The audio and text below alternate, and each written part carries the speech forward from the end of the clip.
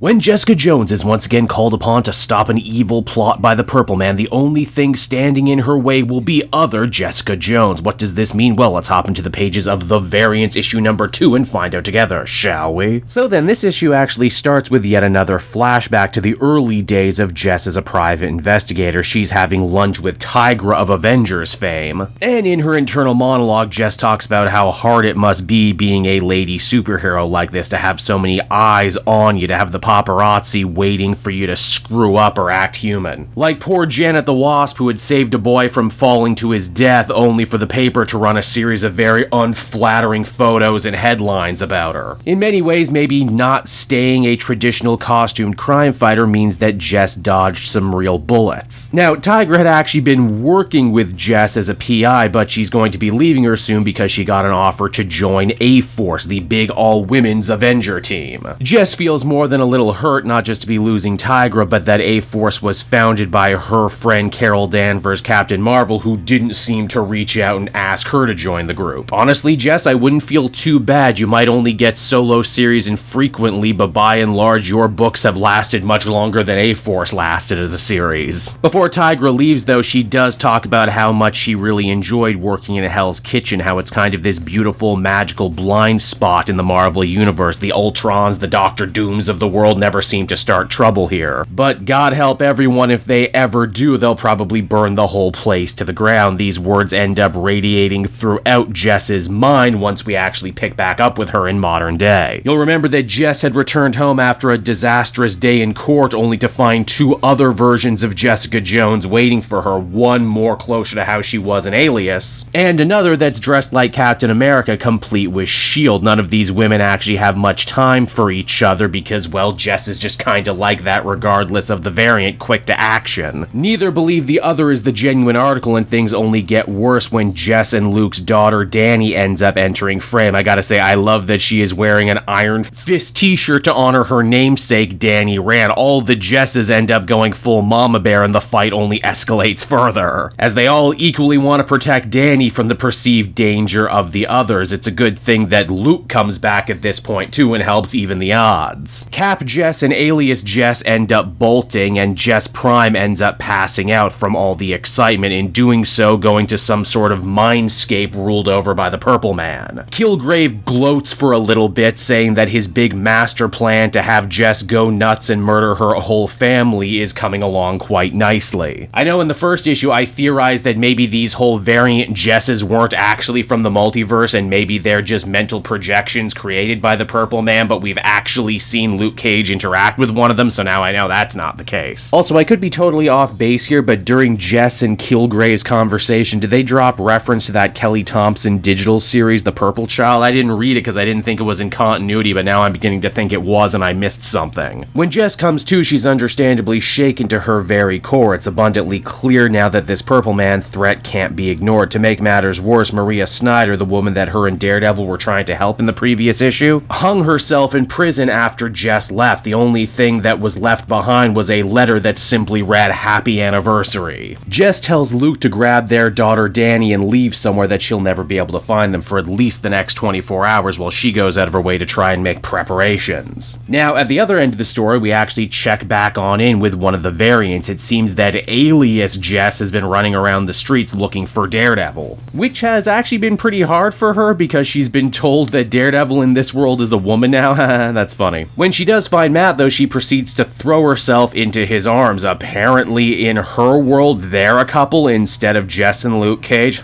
Interesting. This is actually a pretty short aside, and I can only imagine we're going to rejoin it in the next issue. Now, back with Jess Prime, she places a call to Jen Walters, the She-Hulk, for help. The idea being that Jen is not only a friend, but one of the only people who can take a punch from Jess and not flinch if she truly is going to go nuts in the next 24 hours because of some Purple Man programming. She wants someone big and strong with her best interest at heart to not only protect her, but protect others from what she might end up doing. You're also probably wondering, why is Jen wearing her old Fantastic Four costume? Well, she was told to hurry, so she grabbed the first thing she could find. Before the full 24-hour clock even begins counting down, though, they end up hearing more rustling in Dani's bedroom. They go to investigate, and they're both shocked to discover yet another Jess variant. This time, it's Jewel, Jess's old, long and forgotten superhero moniker. The big difference between this variant variant in the other two, though, is that Jewel Jess has seemed to come here for help and not to fight, but to understand more of that, we'll have to check back in on the very next issue. And so that was the variance issue number 2, everybody, and everything I really enjoyed about issue 1 continues to get played with here in issue 2. It's actually kind of interesting to possibly consider that this whole Purple Man plotline and the whole variance plotline may not actually be as involved as I thought. These other Jesses are very real and have interacted with other people in the story, meaning they're not just mental projections as I had theorized. They are instead just very interesting little snapshots of the life that Jess had and the life that she possibly could have had if things had gone differently. People have seemed to love taking this what-if approach to Jessica Jones' life basically since the very beginning, so it makes sense why she would be chosen for a variant-style story like this one. This is also a story, too, where Jess herself may very well be an unreliable narrator, and those flashbacks in the beginning I have to question, are those Jess Prime, or is that the life of some other Jess we've been following? Gail Simone, as always, manages to infuse her work with a lot of humanity, but also a lot of wonderful dark humor that you just don't see all the time, and Phil Noto's arc is, well, I mean, what can even I say about it? It's just friggin' great. Overall, I think I'd feel comfortable giving this one another positive 8 out of 10.